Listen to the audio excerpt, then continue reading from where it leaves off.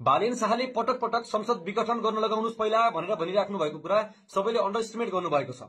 बालेन शाहले यो कुरा किन भन्दै हुनुहुन्छ भने पहिला संसद विघटन नगरेर प्रधानमन्त्री नियुक्ति गरेमा त्यो प्रधानमन्त्री अवैधानिक हुनेछ। त्यसलाई भोलि बिहान अदालतले पनि बदल गरिदिन सक्छ अथवा विदेशी राष्ट्रहरूले पनि त्यही कुरालाई लिएर हामीमाथि आक्रमण गर्न सक्छन् अथवा उनीहरूले नस्वीकार्न सक्छन्। हामी नेपालीले मात्रै होइन हाम्रो प्रधानमन्त्रीलाई विदेशीहरूले पनि स्वीकार्नुपर्ने हुन्छ। यो झट्ट सुन्दाखेरि चाहिँ किन विदेशीको गुलाम बन्ने भने जस्तो लाग्ला। हामी एक्लै गर्छौं भनेर नेपाल चल्दैन। यो कुराहरूलाई विदेशीहरूले पनि अपनत्व गर्नुपर्छ। छिमेकी राष्ट्र भारत, चीन तथा शक्ति राष्ट्रहरूले, अमेरिका जस्ता शक्ति राष्ट्रहरूले पनि कुरालाई एक्सेप्ट गर्नुपर्छ। नेपालको सरकार वैधानिक छ, नेपालको सरकार कानूनी छ भन्ने कुरालाई चाहिँ उनीहरूले पनि एक्सेप्ट गर्नुपर्छ। यही कुरालाई लिएर बालेन शाह चाहिँ एकदमै सचेत भएर पहिला संसद विघटन गर्न लगाउनुस् भनेर उहाँले जेनजीलाई आह्वान गरिसक्नु भएको छ। तर यहाँ जेनजीहरू भने आफ्नो तरिकाले लाइभमा आएर चाहिने नचाहिने बकवास गरेर देशलाई चाहिँ हुन्छ नि मजाक सोचिरहेका छन्, घरकुटै सोचिरहेका छन्।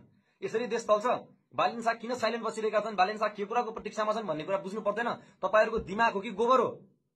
जेनजीहरूले देशमा केही गर्छन् भनेर हाम्रो भन्दा अघिल्लो जेनेरेसनले तपाईहरुलाई साथ दिएको भने तपाई हामी अहिले पागलको जस्तो बनेर बस्दियो भने देश बन्छ।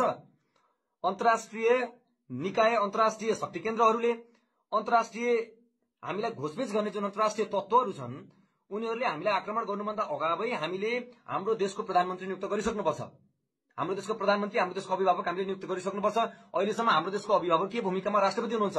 मैले भनिरहेको छु पटक पटक, पर्सनली रामचन्द्र पौडेलसँग हाम्रो विमति होला, तर देशको राष्ट्रपति भनेको हाम्रो अब रहेको जिउँदो रहेको संस्था त्यति राष्ट्रपति हो। प्रधानमन्त्री राजीनामा दिइसके पछाडि अब हामीले राष्ट्रपतिसँग समन्वय गरेर राष्ट्रपति मार्फत नयाँ सरकार गठनको लागि प्रक्रिया अगाडि बढाउन आवश्यक छ। यो कुरालाई सबैले नोट गर्नुहोस्। नयाँ सरकार गठन गर्नको लागि पहिला राष्ट्रपतिले बाधा अडचन फुकाउ आदेश दिएर, एउटा विशेष आदेश हो त्यो आदेश दिएर, किनभने त्यो संविधानमा अहिले व्यवस्था गरिएको छैन। पहिला अन्तरिम संविधानमा त्यो 2063 को अहिले छैन। त्यो बेलामा राष्ट्रपति रामचन्द्र पौडेलले त्यही आदेश जारी गरेर खिलराज रेग्मीलाई मन्त्री परिषदको अध्यक्ष बनाउनु भएको थियो। अहिले त्यो अधिकार नेपालको संविधान 2072 ले दिएको छैन। यद्यपि विशेष अधिकारमा देश डुब्न लागेको, सार्वभौमसत्ता डुब्न लागेको अवस्थामा राष्ट्रपतिले त्यो आदेश अझै पनि दिन सक्छन्। त्यो आदेश दिएर संसद विघटन गरिसकेपछि मात्र नयाँ मन्त्रीमण्डलको अध्यक्ष गठन गर्न मिल्छ, अर्थात अन्तरिम प्रधानमन्त्री नियुक्ति गर्न मिल्छ। त्यसको लागि बालेन शाह अथवा जोसुकैले त्यसमै चुज गर्नुहोस्। त्योभन्दा पहिला जेनजीहरूको आन्दोलन सकिएको छैन। जेनजीहरूको आन्दोलन भनेको राष्ट्रपतिलाई प्रेसराइज गरेर पहिला संसद विघटन गराउनु, त्यो पनि कानूनी मापदण्ड पूरा गरेर, त्यसपछि मात्र हाम्रो प्रधानमन्त्रीले वैधानिकता पाउँछ। अनि नयाँ नियुक्त हुने हाम्रो प्रधानमन्त्रीको आयु भनेको तपाईलाई थाहा छ कति हो? 6 महिनादेखि 1 वर्ष हो।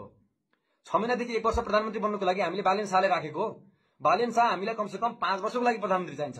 त्यसो भए त 6 महिना 1 वर्षको लागि को प्रधानमन्त्री बन्ने त भन्दाखेरि संविधानको विज्ञाता, संविधानलाई राम्रोसँग बुझेको र अहिलेको अवस्थामा, अहिलेको यो सिचुएसनमा देशमा मध्यावधि चुनाव गर्न सक्ने मान्छे हामीले चाहिएको छ। त्यो पनि नन पोलिटिकल मान्छे हुनु पर्यो, पार्टीविहीन, पार्टीभन्दा बाहिरको मान्छे चाहियो। त्यस्तो मान्छेको रूपमा अहिले धेरै जसो मान्छेहरूले सुशीला कार्कीलाई सजेस्ट गरिराख्नु भएको छ र सुशीला कार्कीलाई सरकारले नै हटाउन खोजेको थियो। पहिला सरकारले हटाएको थियो, खोजेको भन्दा पनि महाभियोग लगाएर हटाएको थियो प्रधान न्यायाधीश हुँदै गर्दाखेरि। त्यसको कारण भनेको उहाँ चाहिँ सरकारको अगेन्स्टमा हुनुहुन्थ्यो, यी पोलिटिकल पार्टीजको अगेन्स्टमा हुनुहुन्थ्यो, विरुद्धमा हुनुहुन्थ्यो। भनेपछि पक्कै पनि पोलिटिकल पार्टीजले पनि सुशीला कार्कीलाई मन पराउँदैनन् र सुशीला कार्कीले पनि यी राजनीतिक दलहरूलाई मन पराउनु हुँदैन। त्यसको मतलब हाम्रो लागि सुशीला कार्की सक्षम व्यक्ति हुन सक्नुहुन्छ। अब उहाँको उमेरतिर जाँदै हुनुहुन्छ, केपीले भन्दा बुढो मान्छेलाई किन बनाउने भनेर, त्यसो कसलाई मलाई बनाइदिने त? अनि बालेन शाह 6 महिना सरकारको नेतृत्व गर्नको लागि हो। त्यसको लागि त स्थायी सरकारको नेतृत्व गर्नु पर्ला नि त देशमा, अमन चयन विकास दिनको लागि। त्यसैले फेरि अझ भन्नु होला, अहिले अन्तरिम सरकारको प्रधानमन्त्री भएको मान्छे फेरि लड्दा पनि भयो। यहाँनिर यो तपाईँ हामीले भने जस्तो हुँदैन, यो कन्फ्लिक्ट अफ इन्ट्रेस्ट हुन्छ।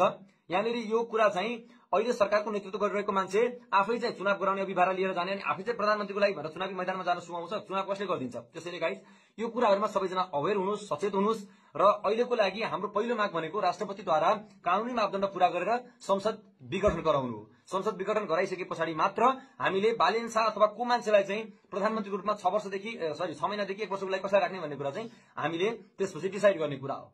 अनि अहिले नै बालेन शाह आएन भने कोही चाहिँदैन, यताउति हल्ला नगरौँ। धेरै सामाजिक सञ्जालमा हल्ला गरेर विदेशीहरूको अगाडि रमिता देखाएर देश बन्नेवाला छैन, केही पनि हुनेवाला छैन। त्यसको लागि एउटा मेच्योर्ड मान्छे, एकदमै परिपक्व मान्छेलाई 6 महिनादेखि 1 वर्षसम्मको लागि विश्वासिलो र परिपक्व मान्छेलाई शासन सुम्पेर उनलाई चाहिँ चुनाव गर्न लगाएर आउँदो चुनावबाट बालेन शाह जस्ता मान्छेहरू जो जति तपाईहरुले चाहनु भएको छ उनीहरूलाई जिताएर ल्याएर संविधानलाई संशोधन गर्ने कि संविधानलाई पुनर्लेखन गर्ने कि संवैधानिक प्रक्रियालाई कसरी अगाडि बढाएर लैजाने, संवैधानिक निकायहरूमा के कस्तो व्यवस्था गर्ने, त्यो सबै कुरा आफ्टर इलेक्सन नै हुन्छ। अहिले तपाईँ हामीले चाहेर माइती घरमा बसेर डटपेन लिएर कलम लिएर संविधान लेख्न मिल्दैन, त्यो लेख्न सुहाउँदैन। त्यो सबै मान्छेले सबै पक्षले एक्सेप्ट गर्नुपर्छ। त्यसैले यो कुराहरूलाई चाहिँ मनन गरिदिनु होला। र बालेन शाहले अहिले मैदानमा आएन भनेर गाली गर्नुभन्दा अगाडि कम बोल्ने मान्छे हुन् बालेन शाह, उनको अन्तिम पोस्ट पढ्नुहोस् र उनले अन्तिम पोस्टमा भनेका छन् क्लियरली पहिला संसद विघटन गर्न लगाउनुहोस् भनेर। त्यो कुराहरूमा सबैजना सचेत रहनुहोस्। र हाम्रो पहिलो मुद्दा भनेको संसद विघटन गर्नुहुन्छ। संसद विघटन नगर्दासम्म र नयाँ प्रधानमन्त्री जेएनजीहरूको आवश्यकता त्यसपछि देखिन्छ। नयाँ प्रधानमन्त्री नियुक्ति नगर्दासम्म जेएनजीहरूको आन्दोलन सकिँदैन। सामाजिक सञ्जालमा गएर रमिता देखाउन छोड्नुहोस्। सामाजिक सञ्जालमा गएर लाइभमा जोडेर अनावश्यक डिस्कस गर्न छोड्नुहोस्। जेएनजी साथीहरूलाई यो आग्रह गर्न चाहन्छु र यो भिडियो हेर्ने सबै साथीहरूले शेयर गरिदिनु होला, जेएनजीहरूलाई सचेत गराइदिनु होला। अहिलेको हाम्रो पहिलो मुद्दा भनेको संसद विघटन गराउनु, अनि मात्र हामीले वैधानिक प्रधानमन्त्री नियुक्ति गर्न पाउँछौं।